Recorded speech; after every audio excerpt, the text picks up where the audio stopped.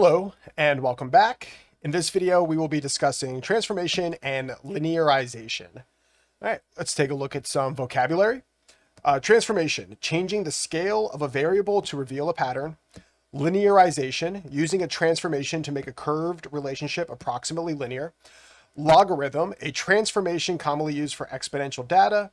Power transformation, raising a variable to a power or taking a root. Residual, observed value minus predicted value, and linear model, a model represented by a straight line.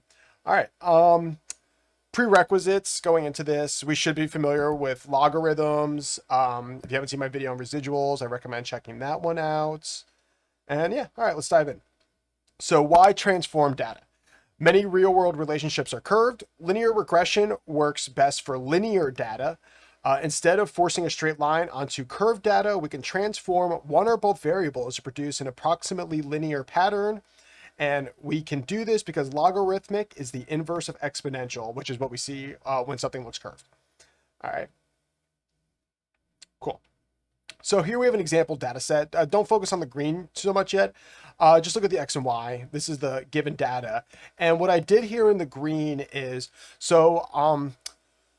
a good skill to have in mathematics is when looking at numbers, being able to look at it through different lenses.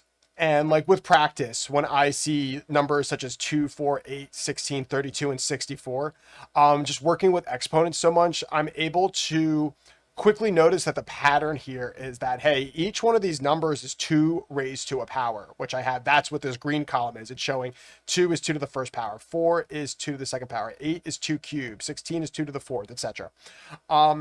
And when we can notice these patterns amongst numbers, trust me when I say it makes doing a lot of our work easy, but that comes with lots of practice. Anyway, this whole green column here, I just wanted to show that our y values are all 2 raised to not just any power, but actually the power of the corresponding x value. Anywho, notice the exponential growth.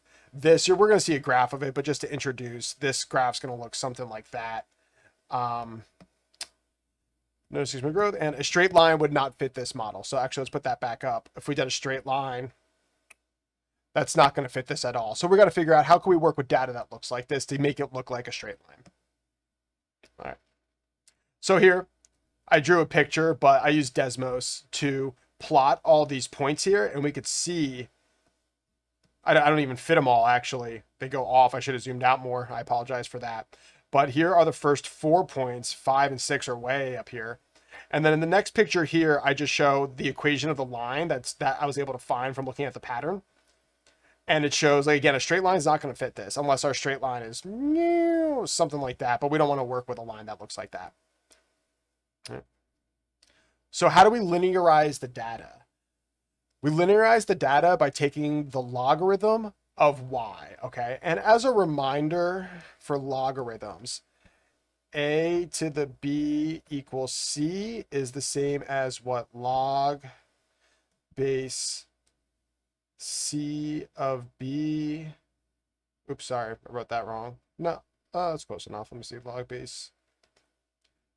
No, it's log base a of c equals, oh, there we go, b. This to the this equals that. Yep, okay.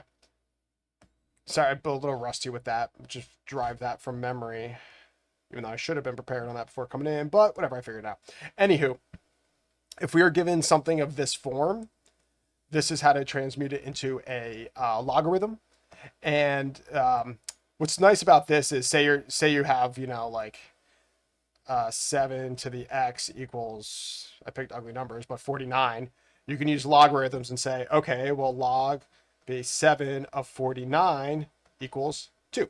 I know it's 2 off the top of my head, but if we plug this into a calculator here, we would get 2 back out, and we'd be able to solve for the exponent. But that's not what we're doing here. That's just a use of logarithms. But what we are doing here is, actually, we don't need this either. What we are doing here is we're taking the log of all of our y values. And you could simply find that with a calculator. You know, all your calculators should have a log button. Just type in log to whatever, and you should get 0.301 out. And just as another reminder, if there's no base here, the implied base is, wow, this is writing terribly today. The implied base is 10. Okay. All right, just a little reminder on that. Anywho, first thing we're going to do is take the logarithms of our y column and get these values here. Okay. Now let's see. After plotting x versus log y, the point forms an approximately straight line. That's the nice thing about this. So here's the new graph I made, and I did each x value with the log y value, and we could see this is a much straighter line than what we were dealing with this. And I think I even draw, actually, what I did was I calculated the regression line. This is the equation I got. If you don't understand the regression line, go back to my video on linear regression, least squares regression line. It'll show you how we get this. But when I plot my regression line, it's almost perfect with the presented data. And now we can make observations based on this data now that we've turned it into a straight line.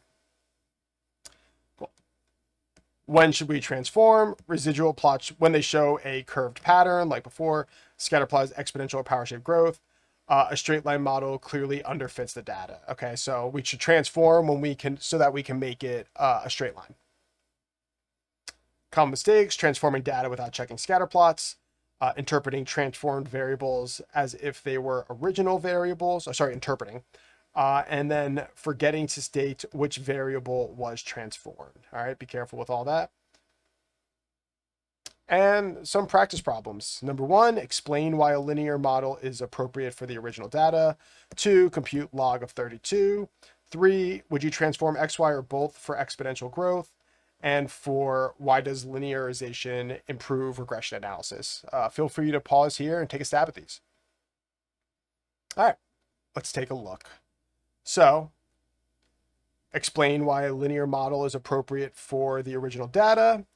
The scatter plot is curved rather than linear. That's when we want to take a, that's a linear model is inappropriate when the data is curved, as discussed earlier. This one here, again, you just plug this into a calculator. Log of 32 is roughly 1.505. Nah, don't worry about that. Okay.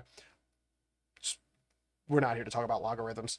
3, would you transform x, y, or both for exponential growth? We transform y, okay? I honestly can't think of an example when we would transform x. I don't like to speak in definitives, but y is what you're gonna wanna transform. And 4, why does linearization improve regression analysis? Because it creates an approximate linear relationship, allowing linear regression methods, which allows us to make some analysis on the data. Cool. All right, and that's everything I have for you on transformation and linearization. I enjoyed this one. I enjoyed putting this one together. I thought this was a really cool topic. This is one of the neat manipulations we could do in mathematics that kind of makes math fun for me. Anywho, thank you for tuning in. As always, a link to the notes will be in the video description, and I will see y'all next time. Take care.